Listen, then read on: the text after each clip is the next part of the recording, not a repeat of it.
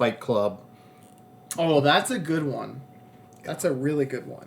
Yeah. And I kind of, and we'll get into the film, but I want to That's a real social movie. I mean, it's a guy movie, and it's gritty and whatnot, but it's like the original Rollerball. Oh, another one. Rollerball for guys back in the day was it. It was so cool. But there's a lot of deeper meaning to both of those movies than just the violence and the action and stuff like that. Yeah, which I think is something that we'll cover. So this is going to be a very roundabout way of getting to this, but film bro is a term not of endearment, kind of derogatory, and there's select movies and directors, whatever, that are very much kind of lumped into movies that film bros will watch. Is it coincidental that we're doing dad movies and Fight Club gets brought up? I think not, because I think we're not so much kind of covering, it's kind of like childhood movie or childhood favorites or coming of age movies that appeal to men. But film bros, give me an example of like a film bro, a film bro would like, or in that Fight Club is like in the Mount Rushmore. Probably Scarface is in that too, right? You could say, yeah. They say if you love Christopher Nolan, but so what they've described, and it's a term that got thrown around so much it has lost all meaning. But people are like, oh, Fight Club, bro, that's the best movie of all time. It's a great movie, and it doesn't, just because you find greatness in that movie doesn't mean you're a film bro. But I only bring it up for conversation to kind of bring up, look, like it's kind of just a way to demonize the films that men, you get inspired by these characters, Tyler Durden, and it's easy for that because Durden in the end is supposed to be someone that you inevitably find fault in. He's painted as he's a false messiah of sorts. Yeah. Yeah. And you're supposed to recognize that towards the end, but despite it all, you still end up liking him because throughout the movie he's so charismatic. And that's why he is what he is. He is the person that Edward Norton wants to be. Oh, yeah. Right. And that's supposed to appeal to all men, especially like as they don't want to care. They want to have women. Yeah, you want to feel like you're part of something too. Yeah, you want to be tough. Yeah, true. There's just but that's not part of the greatness of the movie, though, too. Well, yeah, that's one and if it was part of the plot. But the bigger part of the plot is him and Tyler Durden. Durden. What's Edward Norton? Whatever his name is. The narrator. They don't. Yeah, he doesn't have a name. That's right. They're the bottom rank of society. They do all the stuff, but in the end, they're nihilists. They're anarchists, and they want to bring it all down. So I mean, it's a revolution. It's about the bottom rank of society that people don't notice and rising up and destroying the current, because they're trying to destroy all the banks. Mm-hmm. So to wipe out all, people with money, debt, everything, and just start all over even again. The playing field. Yeah. Yeah, and because, in Edward Norton... Or they're just sick of it. It's not like they want to necessarily restart anything. They just don't want it to be what it is now. Yeah. And it's funny that on a dad movie episode, it's brought up. It's in the book, Chuck Palahniuk goes over the theory that growing up to men, their God or their Christ is just theoretically is supposed to be their dad growing up. It's like the Superman is supposed to be your dad as a child. Mm-hmm. And that, like, that generation, I guess, would be Gen X, maybe maybe not. Maybe the generation after the boomer. Well, I think Gen X is the one in between millennial and baby boomers. Yeah. Is that they kind of,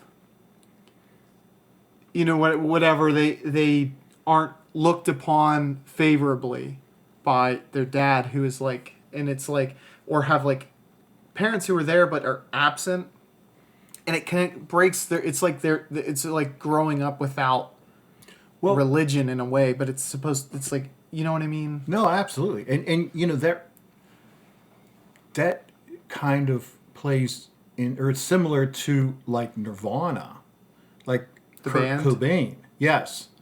Where that, I've read some about like him, because he wrote some stuff, some like kind of interesting, but you know, odd.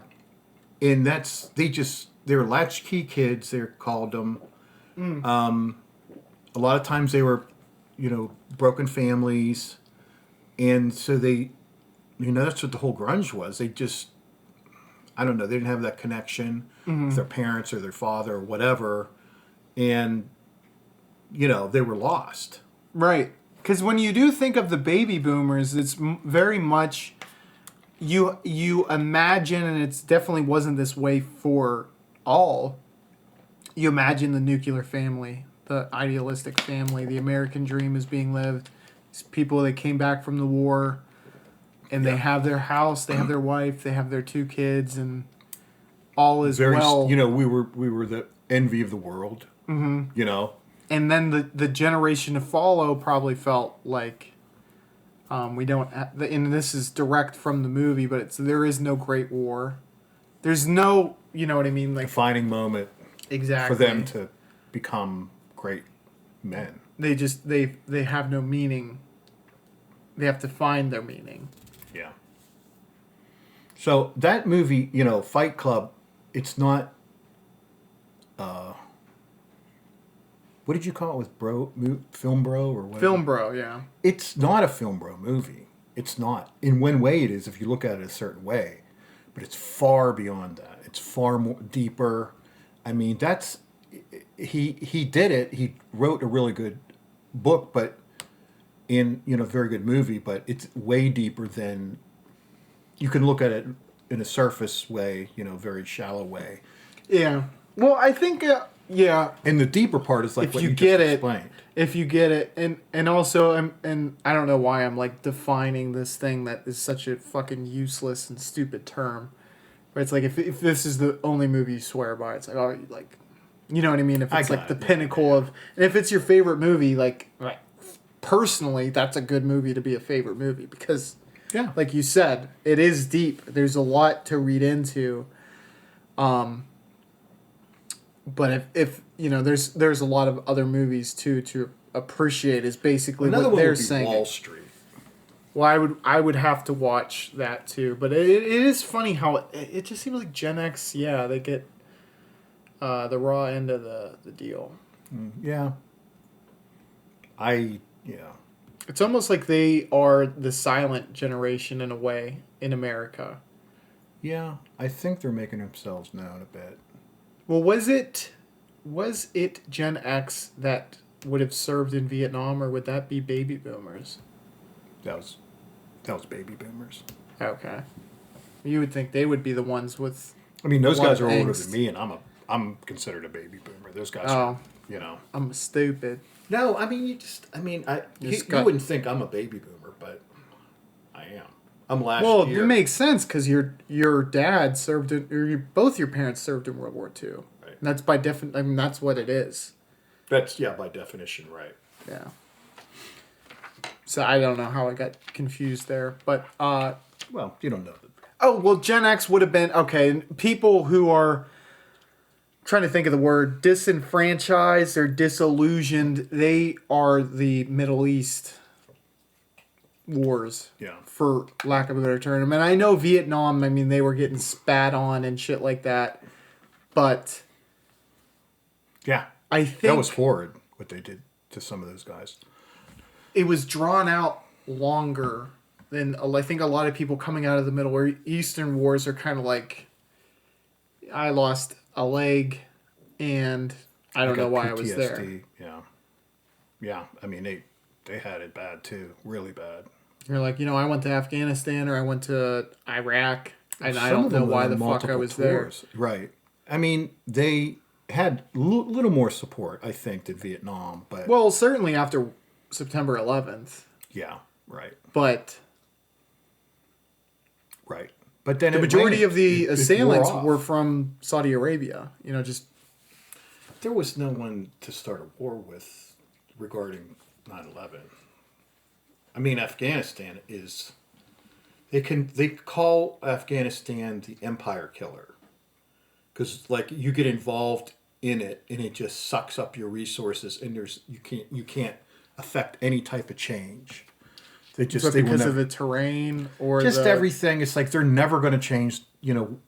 What they do, who they are. It's a very very primitive country. it's In very terrain part rural, of it. right? It's not Yeah, yeah. very Yeah. urban or densely populated. Correct. Yeah. So I mean, there's cities there and everything, but I mean, you're never going to change. There's nothing. There's nothing. No way to change it. yeah. You can't change. You really can't change. We any country. we had goaded the Soviets into fighting them, and then we No, well, maybe, but we helped Afghans against the Soviets. It was called from the what Mujahideen. Hadeen, I think. Mujahideen, yeah. From We what taught I them. heard is that we created the narrative that they needed to fight them, the Soviets, and because we wanted to wanted suck them them to. into a proxy war. Oh, we wanted them to, yeah, for sure. I don't know what we did exactly in order to get them, and we Basically, like they have weapons of mass destruction type of narrative before we used we it. would it would well. I think you could be right. I don't know how. Like I said, like they're not going to believe us at that time, because we were rivals. We can't say, oh yeah, you should start a war here. They'd be like, no, that's okay. But if somehow through spies or whatever, we were able to get them to believe that, then that was But good then way we to fell fight them. for it, Yeah, and we fought them, and they had Soviet weapons because of what they we had did. American weapons. Well, now they do. They did then. Well, yeah, because we were funding them against the Soviets. Right, yeah. Yeah. There's a movie Tom Hanks is in it about him and Seymour Hoffman's in it. About I'd want to watch. Oh, I think I know the one I haven't seen it, but I want to watch it. it wouldn't be bad to watch that movie and get it in its historical sense because that's what it was about. There was a congressman from like Texas who like literally even said almost in the movie, it's like it's red. I'm never going to get, I don't have to. He didn't do anything. I mean, he didn't, you know what I mean. He didn't have to. So we got involved in that, and he helped increase funding for them to fight the Soviets. And we're the ones who taught him how to use RPGs to take down helicopters. Smart move. Well, be careful what you teach people that could end up being your enemies, because that's, Yeah. if you Black Hawk down, that's that's what happened there. Mogadishu.